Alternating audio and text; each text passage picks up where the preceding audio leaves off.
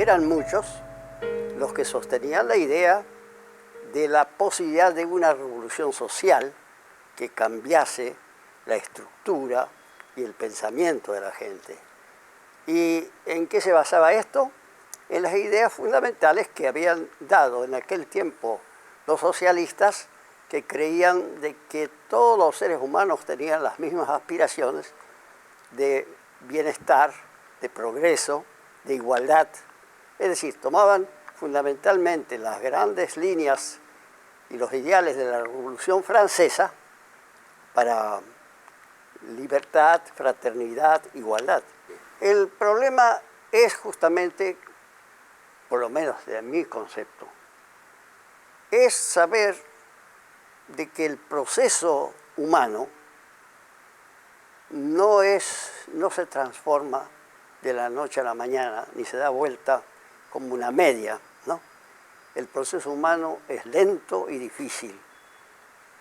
Y tratamos de que en ese proceso las cosas se vayan humanizando lo más posible. Porque la sociedad en sí es compleja y difícil, injusta, inequitativa.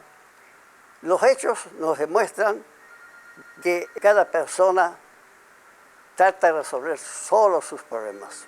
Pienso que el verdadero socialismo no consiste solamente en la fórmula de que todo para todos, porque eso no se sabe todavía cómo manejarlo, sino en resolver los problemas de acuerdo con todos. Yo no puedo tratar a nadie de traidor, a la causa del proletariado, a la causa de aquel. Yo trato de no ser traidor a la causa de la humanidad, ¿no? Cuando uno empieza a hablar de que hay traidores, ya lo miro como un elemento totalitario. Ya no es el ser humano que necesitamos.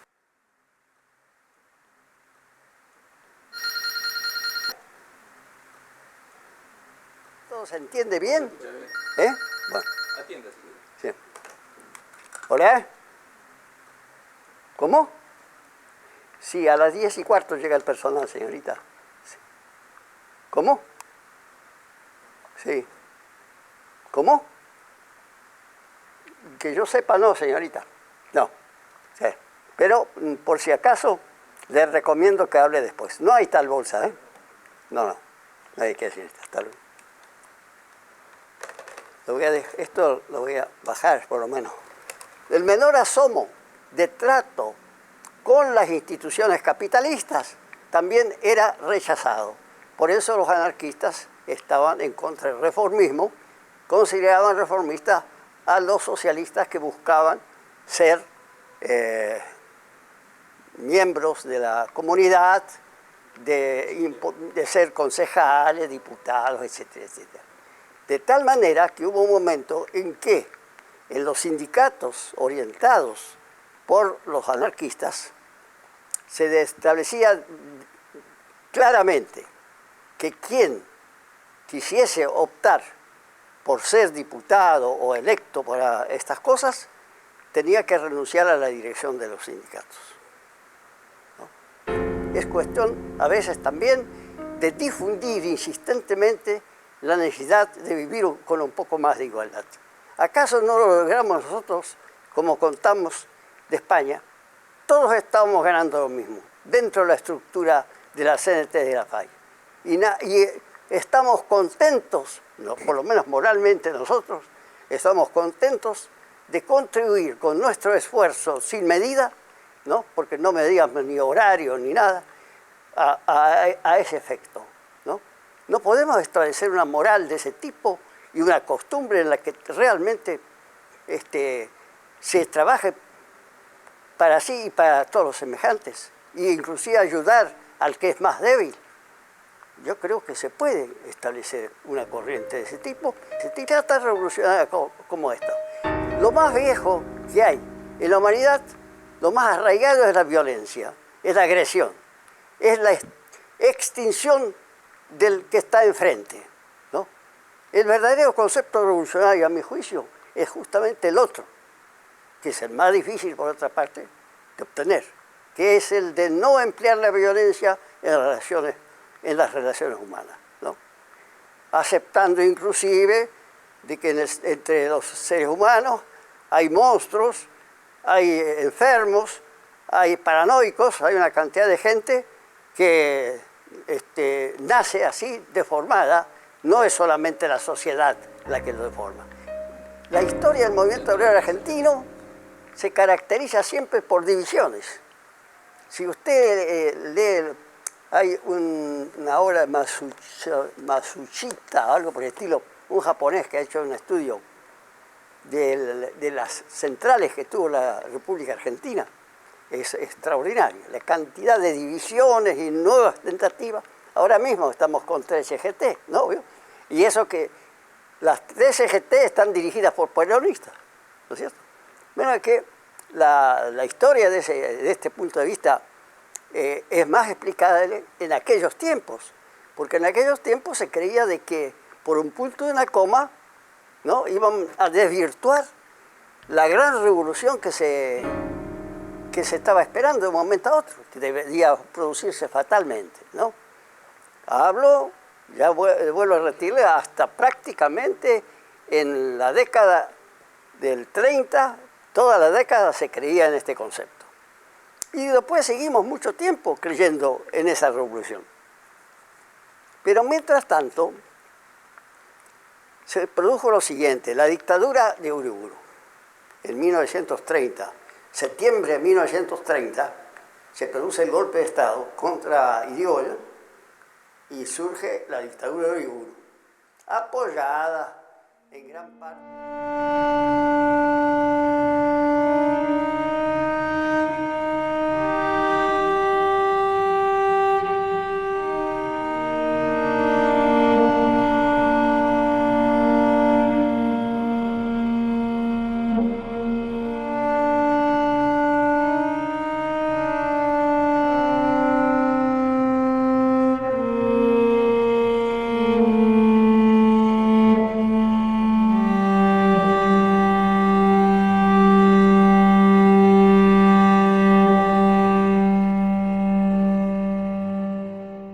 Cuando uno está pensando en lo de las culturas populares en plural, y está pensando sobre todo en las primeras décadas del siglo en la Argentina, se encuentra con un mundo realmente bastante complejo.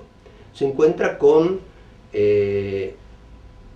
inmigrantes que provienen de lugares bastante distintos, que tienen alguna unidad. Son los humillados del mundo, son los que se unirán para la transformación, son personas que carecen de todo, los gringos, de distintas nacionalidades, con distintos idiomas, hacían su propio gesto de nacionalización, comprándose un chiripá, un par de botas, y reivindicando algo que no les era demasiado ajeno. ¿Qué no les era demasiado ajeno? Un hombre rebelde como Fierro, un hombre rebelde y complicado como Moreira, pero sin embargo eran hombres que podían pararse frente a la autoridad. Aquellos sirios, libaneses, aquellos humildes polacos rompían una cosa que era la más difícil de romper en ese contexto. Rompían relaciones de autoridad. Venían al mundo nuevo a encontrar de alguna u otra manera una relación de mayor horizontalidad.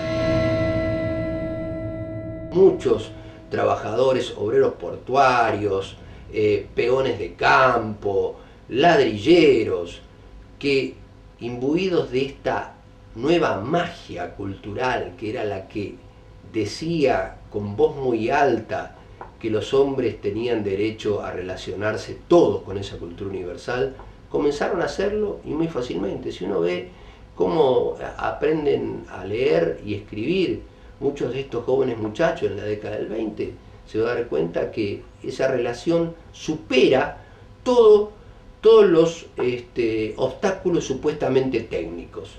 Ellos tienen que luchar contra las limitaciones de no manejar bien la propia lengua. tienen que a veces luchar contra las limitaciones de no tener a mano esas cosas como una biblioteca. Pero sin embargo, este contexto cultural tiene una efectividad política real tan fuerte que transforma cada espacio de la vida cotidiana en un espacio de transformación del hombre nuevo. Todos los hombres son de hecho intelectuales.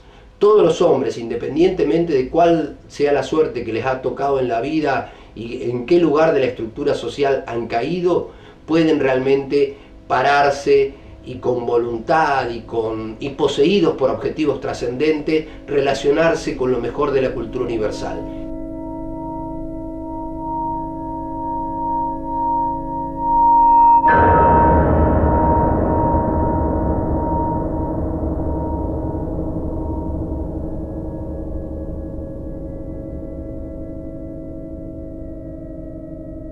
Los anarquistas siempre fueron seres constructivos, es decir, intentaban construir una nueva sociedad y, como no podían adecuarse y habían negado el modelo marxista, autoritario como le llamaban, de revolución, necesariamente la revolución era un proceso cultural previo, de otra manera no podía haber una transformación social. Es decir, no era un problema de toma del poder, sino que era un problema de construcción de poderes subalternos y que ni siquiera se remitían a un solo modelo, pues hay tantos anarquismos como anarquistas hay. Eso da como resultados distintas miradas políticas, para decirlo así, dentro del movimiento libertario. Hay, miradas que reivindicaron la acción sindical, hay miradas que reivindicaron la acción violenta organizada, hay miradas que reivindicaron un exclusivo individualismo. No hay caminos particulares y singulares que supongan una transición autoritaria para llegar al mundo mejor, sino que ese camino se recorre desde el principio con la posibilidad de reivindicar fuertemente la idea de libertad. Sin embargo, el ideal último del anarquismo es construir un mundo donde hasta el último de los seres humanos sea anarquista, es decir, se comporte de una forma igualitaria, que le conceda derecho al otro en función de su condición humana, es decir, a no ser gobernado y a no gobernar él. Y en realidad, lo que plantea el anarquismo es un mundo, sin religión oficial o instituida, sin Estado, sin patrones, por lo tanto, sin cárceles, sin policías, sin matrimonio obligatorio, un mundo donde en lo posible las carnicerías o el maltrato a los animales quedaría erradicado de la historia humana, un mundo donde las personas no son dignas. Me parece un ideario bastante sensato.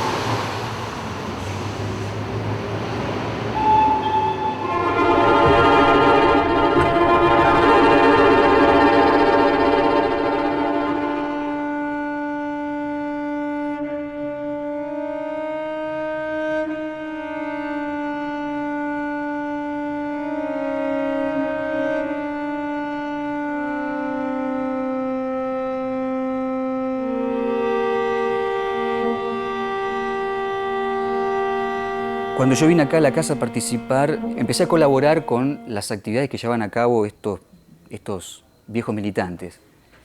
Obviamente que la actividad estaba muy reducida por la capacidad de trabajo que tenían y porque eran muy pocos.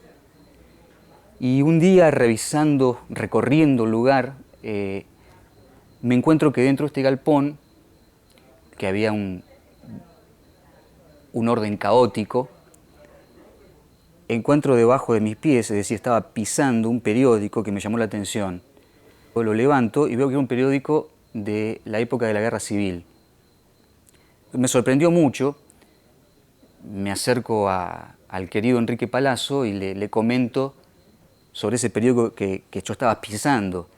Y él me confirma que había un montón de material que estaba guardado sin ordenar, que era lo que más buscaban los investigadores, porque los investigadores más que bibliografía buscaban fuentes.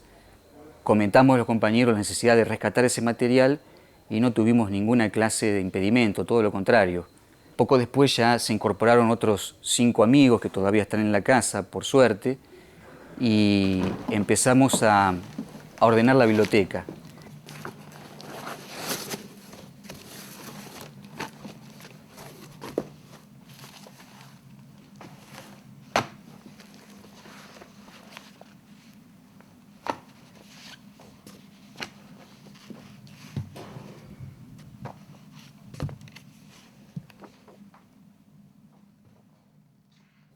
No es un espacio donde se almacenan publicaciones históricas.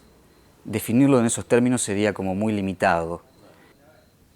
Además de ser publicaciones valiosas para militantes o para investigadores, es la suma de años de compañeros.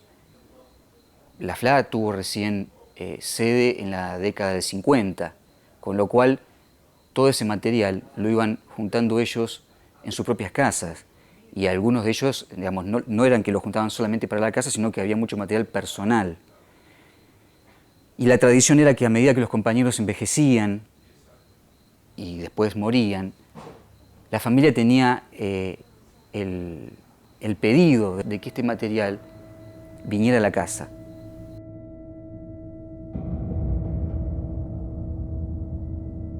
Es decir, todo era interesante, todo era importante de rescatar.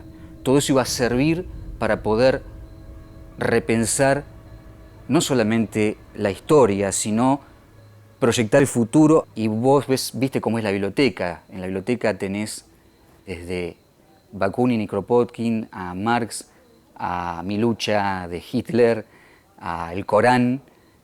Es decir, está todo.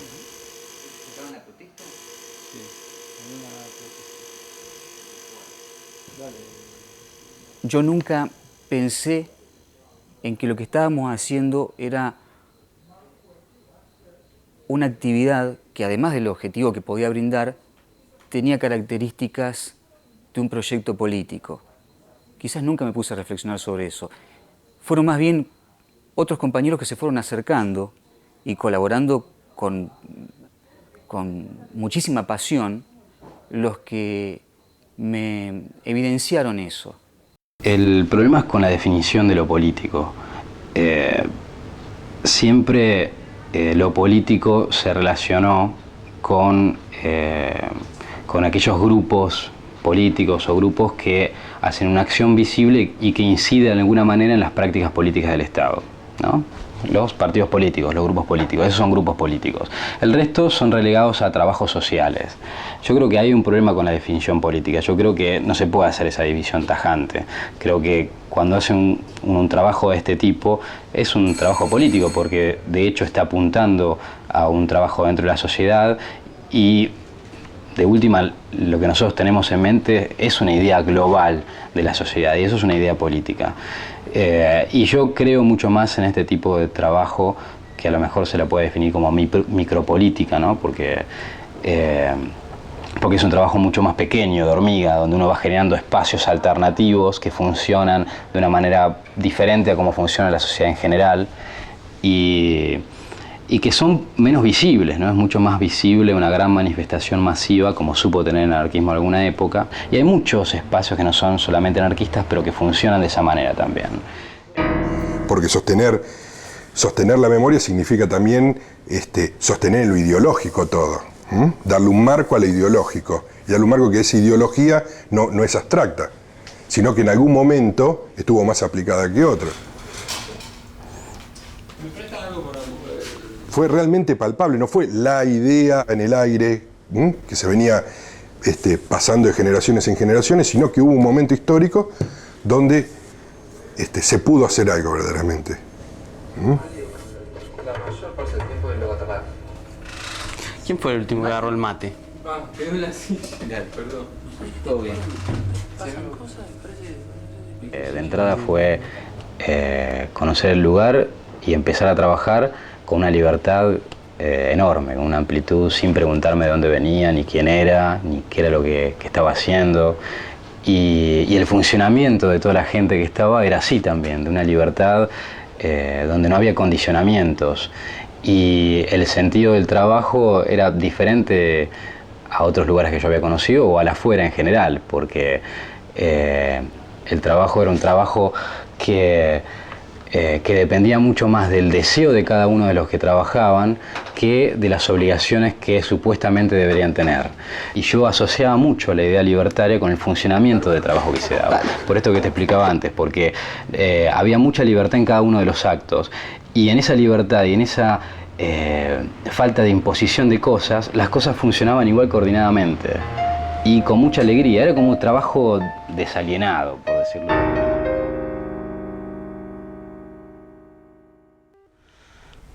Es difícil pensar un anarquismo activo y que sea un actor de transformación social importante en la actualidad, digamos.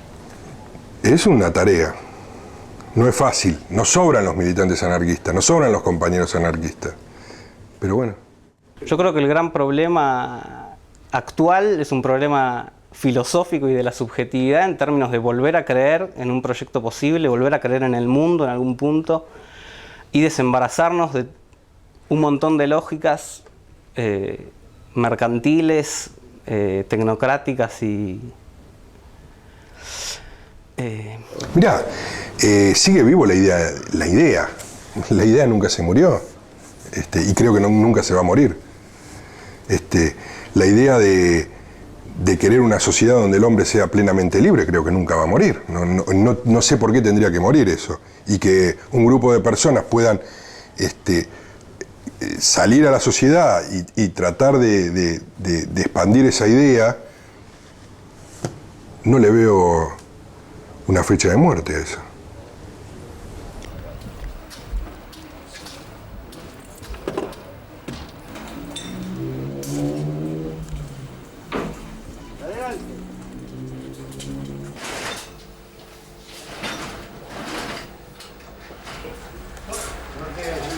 No, pero es que esa anda mal. Entonces para aprenderla tengo que sacar la tapa y porque son de ese tiro balanceado. Eso es una cosa ética. ¿Quieren que hagamos unos mates? Pero no estaría mal, ¿eh? Estaría bien. Sí, estaría bien. Qué linda la enredada. Es hasta alta hora de la madrugada. A veces salíamos a pegar carteles, en el caso de San Comancetti, y ahí de pegar carteles me iba a trabajar. Sí, en ese sentido hemos dado todo lo que podíamos. Antes creíamos que realmente estábamos interpretando la manera de ser de la gente, y no es así. Que esa conciencia que nosotros queremos atribuirle al proletariado no existe, ¿no?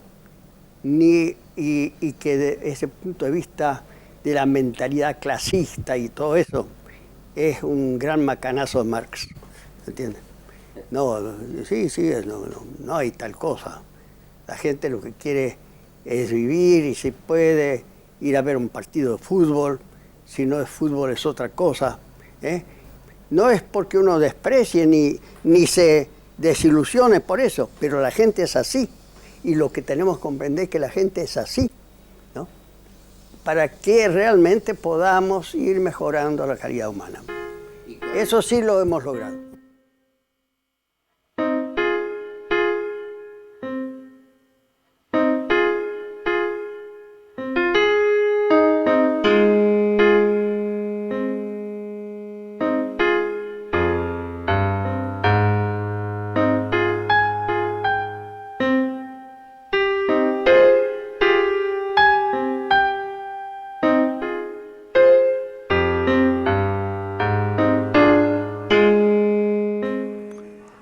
mirá, por ahora estamos trabajando bastante en el barrio. O sea, la idea del merendero, como te explicaba recién, es hacer autogestión. O sea, no depender, que quede bien claro, que no dependemos del Estado, no dependemos del gobierno de la ciudad, no nos subvenciona a nadie. Es una actividad que se impulsó desde el grupo de Bandera Negra, pero es independiente al grupo. Trabajan bastantes compañeros y compañeras en esta actividad y la mantenemos los mismos compañeros. O sea, con el aporte de cada uno o de un vecino que viene y nos dona, qué sé yo, cacao, nos dona leche en polvo, juguetes. Y así sale esto. O sea, y es la diferencia que tenemos a lo mejor con otras organizaciones o otros merenderos, las formas de ver. No es que esté mal lo que está diciendo nosotros, pero desde nuestro punto de vista libertario es autogestión pura.